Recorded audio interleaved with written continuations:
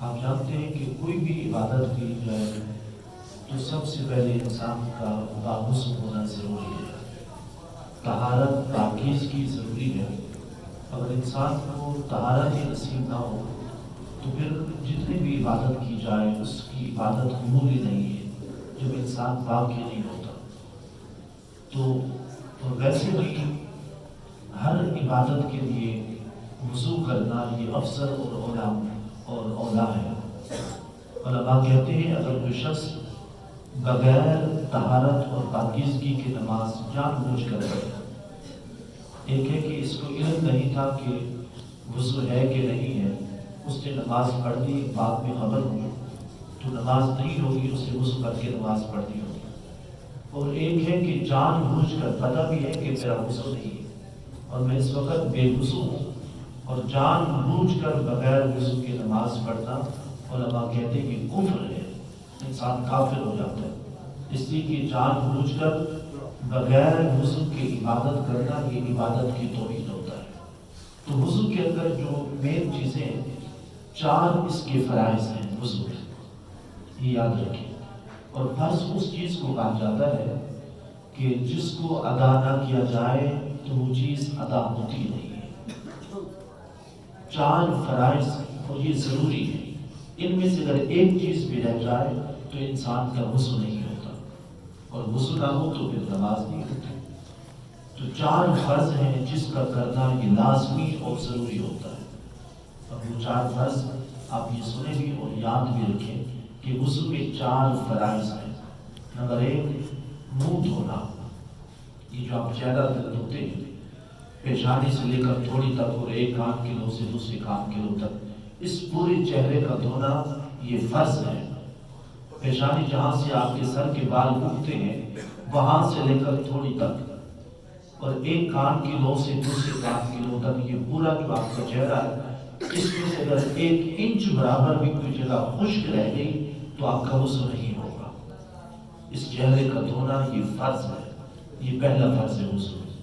اور دوسرا فرض دونوں ہاتھوں کو کوہنیوں سمیت دھونا۔ آپ نے دونوں ہاتھوں کو دھو لیا کوہنی میں سے، اگر بعض دفعہ ہم ہاتھ دھوتے ہیں اور جلدی میں کوہنی کا نچلا حصہ خشک رہ جاتا ہے، کوہنی سمیت دھونا یہ فرض ہے۔ اگر کوہنی سمیت میں سے کچھ حصہ اس میں بھی خشک رہ گیا تو آپ کا وضو نہیں ہوگا۔ تو وضو کا دوسرا فرض کوہنیوں سمیت دونوں ہاتھ دھونا، یہ فرض ہے۔ اور تیسرا فرض وضو میں جو ہے وہ سر کے چوتھے حصے کا مسح کرنا، یعنی آپ پورے سر کے کر لیں کہ یہ 1 حصہ، یہ 2 حصہ، یہ 3 اور یہ 4۔ تو یہ جو فرنٹ سے جہاں سے آپ کے بال شروع ہوتے ہیں تو اتنے حصے کا مسح کر دینا وضو میں یہ فرض ہے۔ وہ جو پورے سر کا مسح کرتے ہیں وہ سنت شمار ہوتا ہے۔ اگر کوئی پورے سر کا مسح نہیں بھی کرتا تو سنت رہ جائے گی، وضو پھر ہو جائے گا۔ تو لیکن جان بوجھ کر سنت کو بھی چھوڑنا نہیں چاہیے۔ تو چوتھے حصے کا، سر کے چوتھے حصے کا مسح کرنا یہ فرض ہے۔ اور چوتھا فرض جو وضو میں ہے وہ دونوں پاؤں کو دھونا۔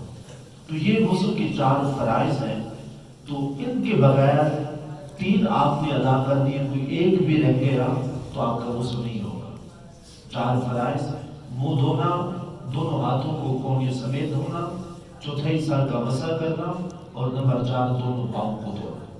یہ 4 فرائض ہیں وضو کے، یہ یاد بھی رکھیں۔ اور بعض دفعہ ایسا ہوتا ہے کہ جماعت ہو رہی ہوتی ہے اور ہم بیٹھ جاتے ہیں وضو کرتے ہیں، اور کبھی ایسا بھی ہوتا ہے کہ آخری رکعت چل رہی ہوتی ہے کہ اب ہم بیٹھ کر مکمل طریقے سے وضو کریں، دونوں ہاتھ دھوئیں، کلی کریں، ناک میں پانی ڈالیں اور 3 بار ہر حصے کو دھوئیں، تو اتنی دیر میں جماعت نکل جانے کا خدشہ ہوتا ہے۔ اور آپ کو پتہ ہے جماعت کے ساتھ نماز پڑھنا یہ واجب ہے۔ تو ایسی صورت میں علماء لکھتے ہیں جو آپ وضو کی مین 4 چیزیں ہیں فرائض، آپ وہی ادا کر دیں اور فوراً آپ کی جماعت میں شامل ہو جائیں، یعنی باقی آپ چیزیں چھوڑ بھی دیں تو آپ کو کوئی گناہ نہیں ہوگا اس صورت میں جب آپ کی نماز جماعت نکل جانے کا خدشہ ہو۔ مثلا آپ سمجھتے ہیں کہ میں وضو کروں گا، اس میں کلی کروں گا، ناک میں پانی ڈالوں گا، پھر ہر منہ کو، اپنے بازو کو، پاؤں کو، سب حصے کو 3 بار دھوں گا، اس میں ایک اچھا خاصا وقت درکار ہوگا، تو اس لیے کہتے شارٹ کٹ کر دیا جائے، آتے ہی ساتھ وضو خانے بیٹھ بیٹھے، آتے ساتھ اپنا منہ دھو لیں، ایک بار دھو لیں، اور یہ 3 بار میں نے بتایا یہ دھونا سنت ہے۔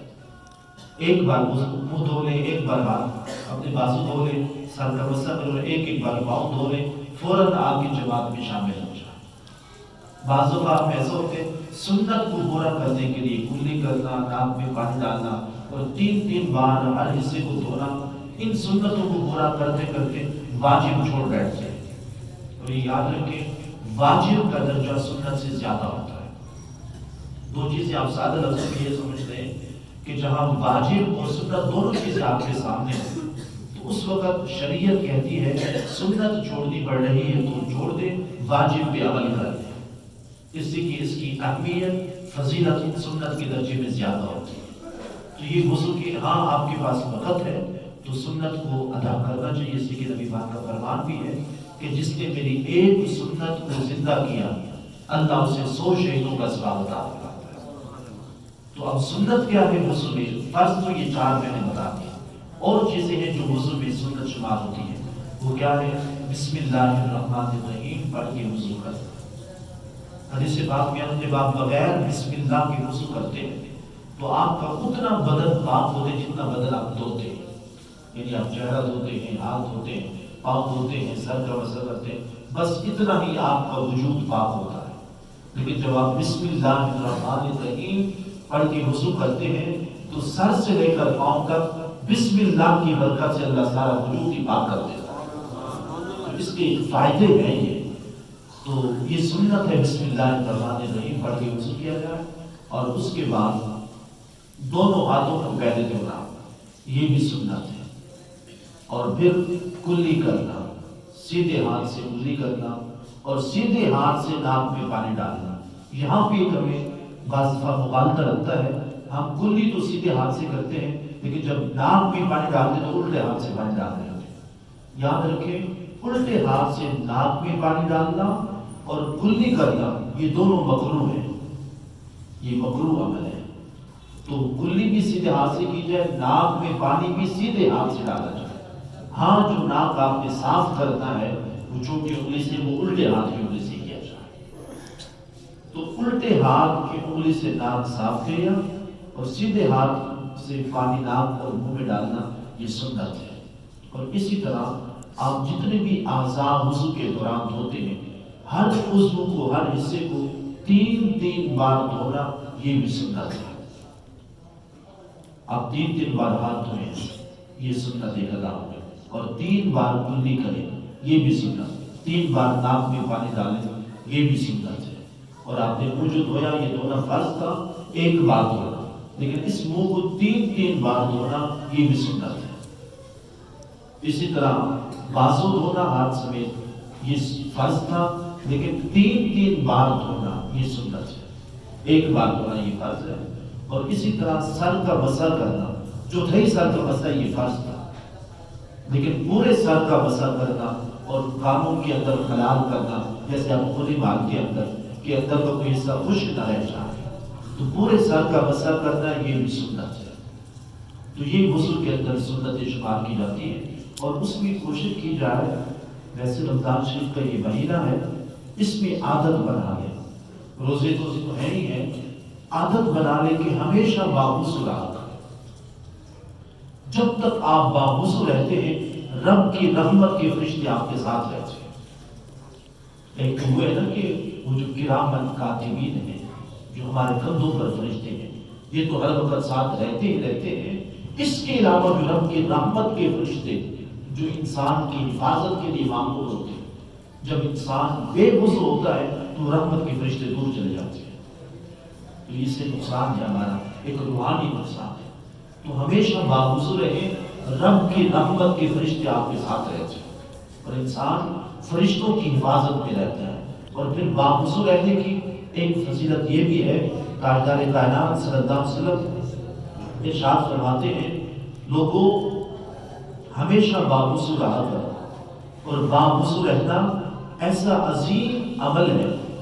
ایک مرتبہ تاجدار کائنات صلی اللہ علیہ وسلم نے اپنے صحابہ سے فرمایا، حضرت عثمان غنی رضی اللہ تعالیٰ عنہ روایت کرتے ہیں اس حدیث کو.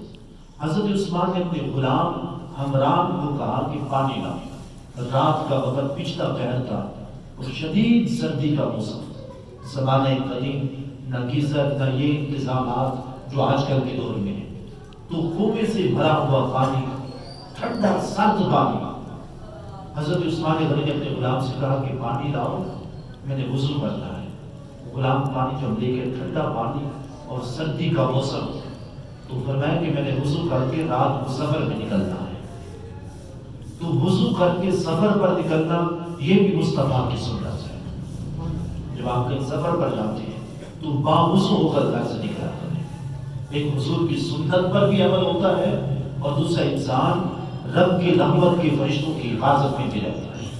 تو حضرت عثمان نے جب پانی منگوایا، غلام لے کر آئے تو کہنے لگا میرے آقا یہ پانی تو اتنا سرد ہے اور موسم بھی اتنا ٹھنڈا، آپ اس سردی کے موسم میں جہاں تو سفر پر ہی رہے گے، کون سا بھی نماز پڑھتی ہے آپ نے؟ مقصد ان کے کہنے کا یہ تھا کہ حضور آپ ٹھنڈا پانی استعمال نہ کریں، وضو رہتے تھے ویسے ہی آپ چلے جائیں.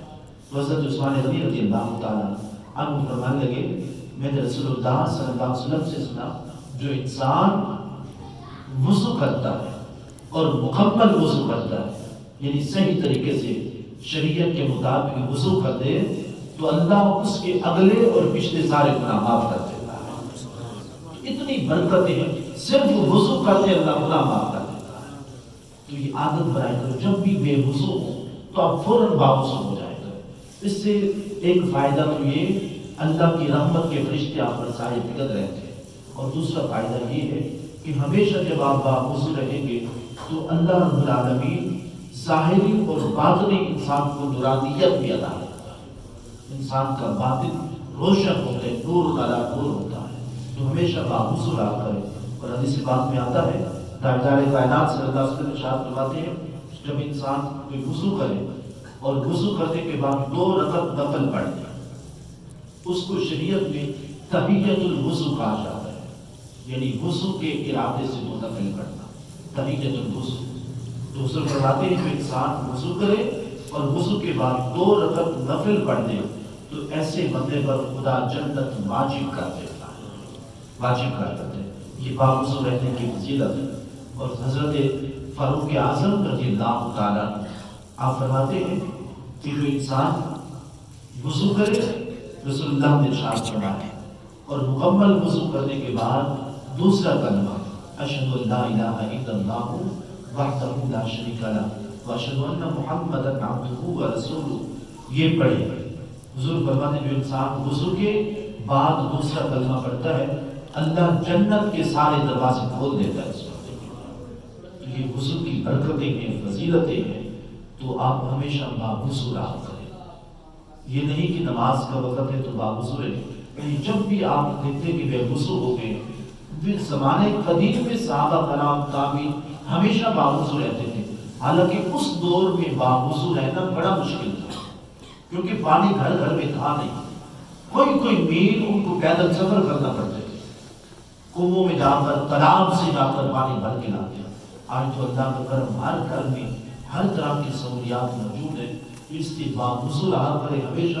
جب آپ باوضو رہیں گے، اب دیکھیے اس کا ایک فائدہ یہ ہے جب آپ باوضو ہوں گے، آپ باوضو ہو کر اپنے بچوں کو کوئی نصیحت کر رہے ہیں، کوئی تربیت کر رہے ہیں، تو اللہ باوضو رہنے کی برکت سے آپ کی زبان میں بھی تاثیر پیدا کرتا ہے. اور اس کے اور بھی بہت سارے فوائد ہیں. جب آپ باوضو رہیں گے تو زبان پر آپ ذکر اذکار بھی کرتے رہتے ہیں. جو تو بغیر ذکر وضو کے بھی آپ ذکر اذکار جاری رکھ سکتے ہیں، لیکن جب آپ باوضو ہو کر کوئی بھی ذکر کرتے ہیں تو اللہ کی بارگاہ میں وہ جلد مقام قبولیت تک پہنچ جاتا ہے. تو اللہ رب العالمین ہم سب کو سمجھنے کی توفیق عطا فرمائے. آج کے درس میں اتنا یاد کر دیں کہ وضو کے اندر 4 فرائض ہیں: منہ دھونا، دونوں ہاتھوں کو کونچے سمیت دھونا، چوتھے سر کا مسح کرنا اور پاؤں دھونا. اس کے علاوہ باقی چیزیں بھی پوری کرنا، ناک میں پانی ڈالنا، ہر حصے کو 3 بار دھونا، یہ ساری سنتیں ہیں. اللہ ہم سب کو عمل کی توفیق عطا فرمائے.